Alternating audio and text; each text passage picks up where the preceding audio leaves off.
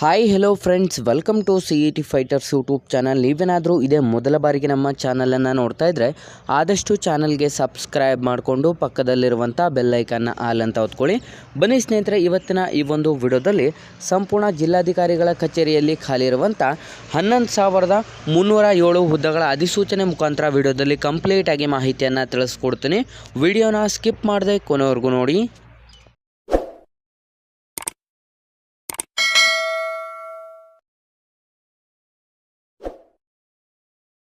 ಇಲ್ಲಿ ಕಾಣಿಸ್ತಾ ಇದೆ ನೋಡಿ ಸ್ನೇಹಿತರೆ, ಇಲಾಖೆಯ ಹೆಸರನ್ನು ನೋಡೋದಾದ್ರೆ ಬೃಹತ್ ಬೆಂಗಳೂರು ಮಹಾನಗರ ಪಾಲಿಕೆಯಲ್ಲಿ ಖಾಲಿ ಇರುವಂಥ ಪೌರ ಕಾರ್ಮಿಕ ಗ್ರೂಪ್ ಡಿ ಹುದ್ದೆಗಳ ಅಧಿಸೂಚನೆ ಕೂಡ ಇದಾಗಿರುತ್ತದೆ.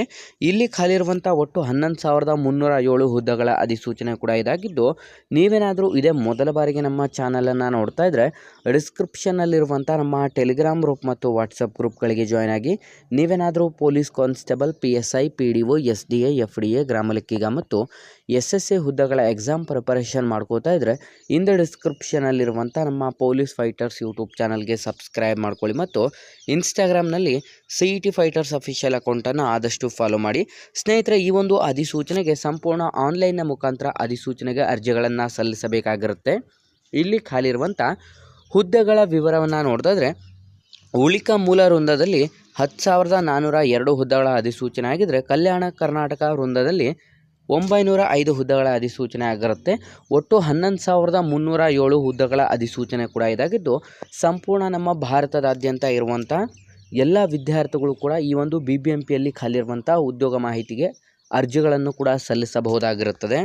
ನಿಮ್ಮ ಒಂದು ಶೈಕ್ಷಣಿಕ ಅರ್ಹತೆಗಳನ್ನು ನೋಡಿದ್ರೆ ಸ್ನೇಹಿತರೆ, ನೀವು ಕನ್ನಡ ಭಾಷೆ ಮಾತನಾಡಲು ಮತ್ತು ತಿಳಿದಿರಬೇಕಾಗಿರುತ್ತದೆ. ಬೃಹತ್ ಬೆಂಗಳೂರು ಮಹಾನಗರ ಪಾಲಿಕೆಯ ವ್ಯಾಪ್ತಿಯ ಅಡಿಯಲ್ಲಿ ತ್ಯಾಜ್ಯ ನಿರ್ವಹಣೆಯ ಕಾರ್ಯಗಳಲ್ಲಿ ಹಾಲಿ ನೇರ ಪಾವತಿ ಅಥವಾ ಕ್ಷೇಮಾಭಿವೃದ್ಧಿ ಅಥವಾ ದಿನಗೂಲಿ ಪೌರ ಕಾರ್ಮಿಕರಾಗಿ ನೀವು ಅಥವಾ ಕನಿಷ್ಠ 2 ವರ್ಷಗಳಿಂದ ಕಡಿಮೆ ಇಲ್ಲದಂತೆ ನಿರಂತರವಾಗಿ ಸೇವೆಯನ್ನು ಸಲ್ಲಿಸುತ್ತಿರುವಂಥ ಅಭ್ಯರ್ಥಿಗಳು ಅಥವಾ ಸದರಿ ನಿಯಮಗಳ ಜಾರಿಗೆ ಬಂದ ದಿನಾಂಕದಿಂದ ಕಾರ್ಯನಿರ್ವಹಿಸುತ್ತಿರುವಂಥ ಅಭ್ಯರ್ಥಿಗಳು ಈ ಒಂದು ಅಧಿಸೂಚನೆಗೆ ಅರ್ಹ ಅಭ್ಯರ್ಥಿಗಳಾಗಿರ್ತಾರೆ.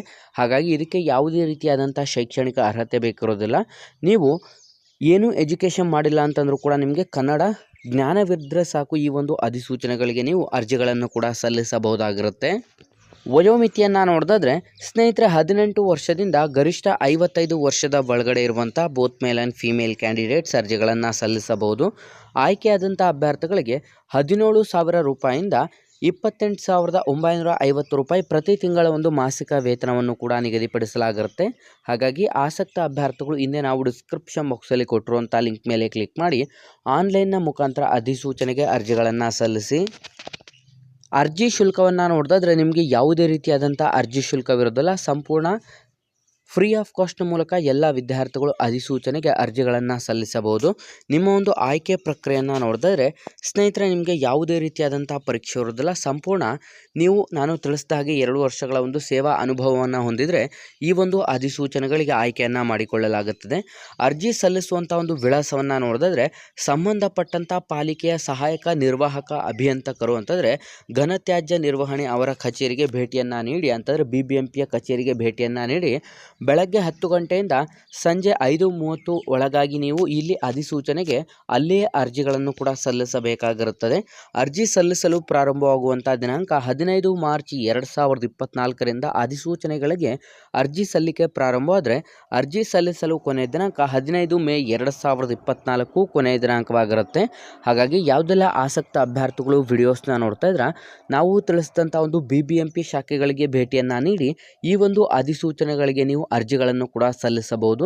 ನಮ್ಮ ಇವತ್ತಿನ ಈ ಒಂದು ಉದ್ಯೋಗ ಮಾಹಿತಿಯನ್ನು ಆದಷ್ಟು ಲೈಕ್ ಮಾಡಿ ಮತ್ತು ನಿಮ್ಮ ಎಲ್ಲ ಸ್ನೇಹಿತರೊಂದಿಗೆ ಶೇರ್ ಮಾಡೋದ್ರ ಮೂಲಕ ಇನ್ನೂ ಹೆಚ್ಚಿನ ಜಾಬ್ ಅಪ್ಡೇಟ್ಸ್ ಮತ್ತು ಕಲಿಕೆಗಾಗಿ ಹಿಂದೆ ನಮ್ಮ ಚಾನಲ್ಗೆ ಸಬ್ಸ್ಕ್ರೈಬ್ ಮಾಡ್ಕೊಳ್ಳಿ ಅಂತ ತಿಳಿಸ್ತಾ ಇದ್ದೀವಿ ಸ್ನೇಹಿತರೆ.